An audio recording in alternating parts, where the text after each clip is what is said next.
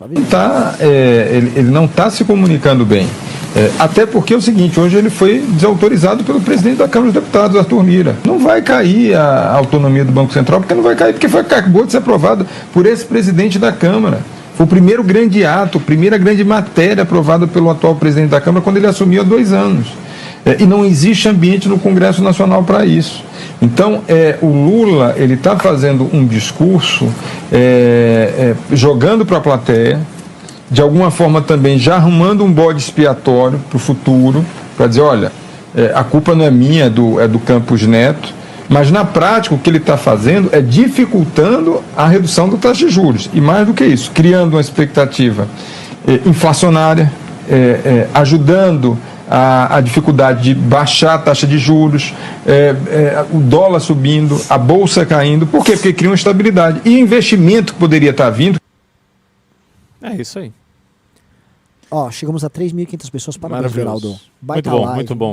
Parabéns, inclusive, para o operador baiano, que é paulista, na verdade, ele se sente no corpo de um paulista, pelo baita do trabalho, porque assim, tá evoluindo, esses reacts estão muito bons. E agora vamos comentar sobre aquilo. E deem like na live, tá? Só tá com 1.900 curtidas. Vamos dar que vai que a gente chega a 4.000. Opa, tem tudo pra isso. Tem tudo pra isso. Operador baiano, parabéns. Deixa eu comentar isso aqui.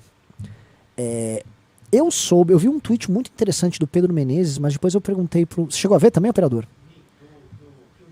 Que o Jones Manuel... O Jones Manuel postou também, falando, olha aqui, não gosto de usar fonte, mas tá aí. Vou pegar o tweet aqui. Bota o tweet, que o tweet é sensacional. Ele diz o seguinte, olha, não sei se é no Copom, tá?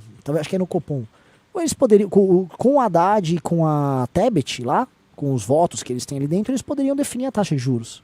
Eles não podem derrubar o Campos Neto, mas eles podem alterar a taxa de juros. Logo, por que o Lula não muda? E o Pedro Menezes levanta. O Lula quer ser situação e oposição dele ao mesmo tempo, e ele quer ser, vamos dizer, o cara que grita contra o próprio problema que ele mesmo está mantendo. Então ele, esses juros, tal, mas você pode alterar, esses juros. Coisas que o Bolsonaro fazia. Tento governar, mas não deixa. Você pode governar. Olha as armas, preciso botar armas. Você não mandou o projeto de lei. E esses caras ficam fazendo esse truque barato para agradar a própria base, né? Vamos ler o tweet do Pedro Menezes, que é sensacional, porque eu fui checar depois e era verdade. Tá? Achou aí, produção? Ainda não.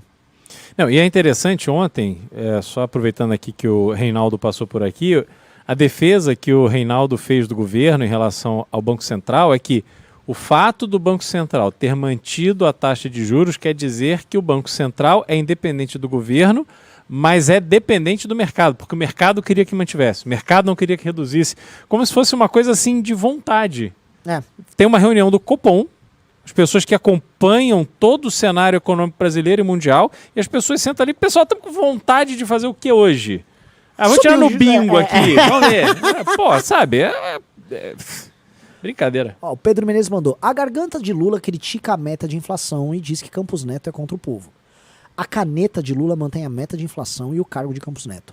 Todo mundo está do lado de Lula porque Lula está em todos os lados. Quem fica surpreso com isso é jovem ou desavisado. Mas ele continua, né? Bizarra quantidade de gente garantindo que Lula não pode mudar a meta de inflação. Para isso, basta o voto de Haddad e Tebet no Conselho Monetário Nacional. Em relação à demissão, o pedido é responsabilidade dele. Se Campos Neto é antipovo, Lula tem que pedir a demissão, mesmo que o Senado discorde. Exato. É isso aí. Por que não vai lá no Senado e pede para derrubar o Campos Neto? Por que o Haddad e a Tebet não votam lá? Sim. Aí ele joga no colo do Haddad, que o Haddad fica também servindo de bucha de canhão ali para ele nos experimentos. O Haddad, vou ter que ter uma mini reforminha disso. Não, Haddad, segura a onda. E ele tá fazendo essa tática malandra, né? Agora, cai quem quer. Ele tá com outro problemático, que é o que a gente narrou, que é o caso da Shein lá. Shein, não sei o nome disso. Shein. Não deve ser Shein. Porque em inglês seria o que? Shein. É que em alemão seria Schein. E com I vira Schein. Enfim. E ele tava lá desagradando o próprio público. Eu acho que o Lula tá lidando com um mundo que ele não entende a complexidade mais. O mundo que ele lidava era assim, eu compro a imprensa. Então ele vai lá, em 2004, ele comprava a imprensa. Mensalão foi sobre isso. Exato. Assim, usando as empresas de comunicação para desviar dinheiro, para alimentar. Exatamente. Né? E nesse bolo a imprensa ia, e os sites e tal. Exatamente. Então, era mais simples. Se você pegava a imprensa trazia para si, ele já tinha intelectuais falando dentro da imprensa, então ele trabalhava desse jeito, ele não tinha mais o que lidar, não existia rede social, não existia outra opinião pública, tinha na época a revista Veja que batia nele. Nada mais do que isso, era a revista Veja. Inclusive o Reinaldo Azevedo foi um precursor disso, por isso que dá uma dó perder um cara como o Reinaldo, porque, enfim, né? Então o que acontece? Hoje, ele lida com esse negócio desse Axen aí, é uma coisa muito complicada, porque naquela época esse problema não existiria pra ele. Não existiria um conselho, não existiria fãs dele, mulheres urbanas que querem comprar brusinha na internet. Como é que é? O Papai Lula, você me prometeu! E não tá entregando. Naquela época ela falou a picanha, ia ficar só como tema de campanha, mas depois não ia ficar reverberando como piada pelos adversários agora. Então ele não tá sabendo lidar com esse problema, mas ao mesmo tempo ele é visto pelas pessoas ao redor dele como um iluminado. Como uma vez disse a Marlena Chauí, toda vez que o Lula abre a boca, o mundo se ilumina. A Marlena Chauí falou isso. Então, eles acham que o Lula é uma espécie de um enviado, né? Ele tem um poder místico e que ele garantiria o sucesso por parte dos trabalhadores mediante esse carisma inefável. Mas quem acha? Eu acho que visão? Não, eu acho que dentro do Partido dos Trabalhadores, inclusive os intelectuais, especialmente os intelectuais, eles se derretem pelo Lula. E acho que nem ele deve entender.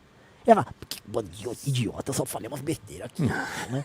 Mas assim, outro dia, cara, eu vou te contar. Eu tava atrás de um filósofo de esquerda, né? O Félix Guattari, francês, fazia livros com o Gilles Deleuze. Eu fui procurar coisas dele no Brasil e encontro uma entrevista dele com o Lula. Que ele fez uma entrevista com o Lula há muito tempo atrás. O Guattari, assim, se derretendo pelo Lula. Qual a capacidade que esse Lula tem de seduzir intelectuais, pessoas inteligentes, falando besteira atrás de besteira. O Lula é aquele cara que vocês viram aqui.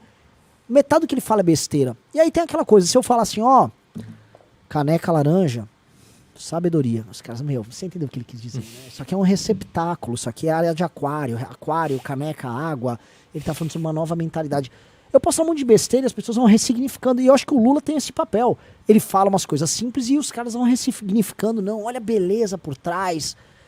Porque não pode ser nada além disso. Porque o cara é só um idiota. Mas eu acho que o papel do Lula para o PT, principal, e que fez essas pessoas ficarem nessa dinâmica de justificar tudo que ele fala e tudo que ele faz, é pela liderança que ele exerce no partido. A gente tem, na figura do Lula, talvez perdendo para Getúlio Vargas, mas assim, uma das lideranças mais longevas da política brasileira. O Lula está na dianteira do Partido dos Trabalhadores, que é o grande protagonista da esquerda brasileira, há décadas. E as pessoas passaram a ver nele, na figura dele dentro do partido, a força política eleitoral necessária para aquela turma ali no entorno se eleja, tenha cargo, tem espaço, se eleja nos estados, enfim, os governos estaduais, nas assembleias legislativas e tal, e em Brasília. Eu acho que o peso do Lula hoje, apesar daquele encantamento, sobretudo desses intelectuais estrangeiros que acham magnífico um homem do povo, uma pessoa simples, que mal sabe falar, ascender como essa liderança popular e ocupar a presidência da República lá atrás, mas o Lula já não está mais nessa. Quando você fala que ele realmente não tem noção desse mundo hoje, da dinâmica atual do mundo, a gente precisa lembrar daquela passagem da entrevista dele no Flow, que ao final o Igor fala, mas o Lula, então deixa aí suas redes sociais. E o Lula, mas que rede social? Não, o seu Instagram. Nem sei o que é isso. Tipo, ele não faz ideia assim, do perfil dele. Não sou eu que cuido disso e tal. Então, esse Lula, ele está realmente desconectado dessas questões e, de novo, ele está só focado naquele mundo que se desenvolveu para ele a partir da prisão. Ele não saiu desse mundo até hoje. E ele não será, na minha opinião, ele não tem condição de ser uma força preponderante da esquerda, eu acho que nem em 2026. Dado esse nível de maluquice, essa viagem muito pessoal que ele está tendo. E vai haver uma briga muito grande para quem vai ocupar essa posição dele, e não há nomes. O Boulos não é um sucessor do Lula, ele é uma figura da esquerda brasileira que tem um apoio popular grande em razão do MTST que ele tomou para si e conseguiu se colocar ali como uma liderança popular, que está aí cristalizada nesse mais de 1 milhão de votos que ele teve na eleição para deputado federal, mas ele não é uma liderança, um sucessor do Lula. Como também não é o Haddad, como não era a Dilma, e esse nome eu não enxergo.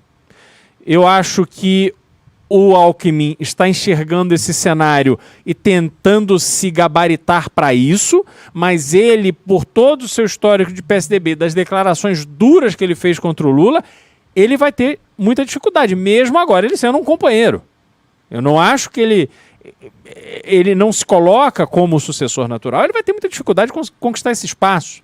E aí, de novo, nós vamos ter uma oportunidade de ouro no Brasil para que a direita mais organizada, mais consciente, mais preparada consiga ocupar a presidência da República a partir de 2027 de uma forma completamente diferente e muito mais consistente do que foi com o governo de Jair Bolsonaro.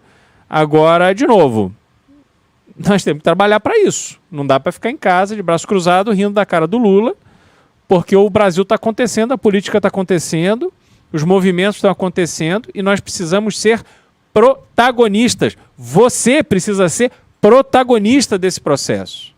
E para ser protagonista desse processo, eu insisto, o primeiro passo está aqui. Academia MBL. A Academia MBL vai te ensinar a ter discernimento no debate político. Vai te preparar, não para ser um candidato, porque a maior parte das pessoas não pensa nisso, não quer ser candidato. Mas você vai entender o seu papel de ajudar o processo político e democrático dentro do seu ambiente, fazendo aquilo que está ao alcance da sua mão e que hoje você não faz, muitas vezes, por desconhecimento, por falta de atenção, por não compreender que é o seu engajamento que faz as coisas mudarem. E nós não estamos falando de um engajamento cego. Não.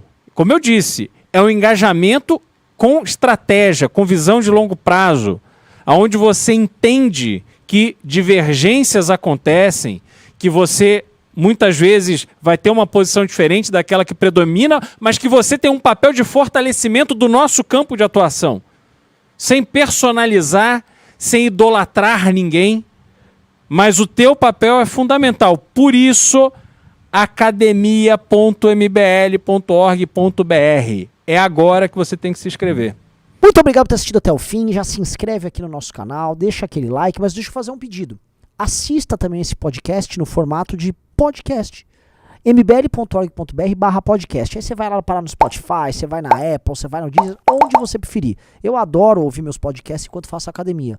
E você? Faça a mesma coisa. É muito bom também ouvir. E vou falar, a produção tá, ó, chique.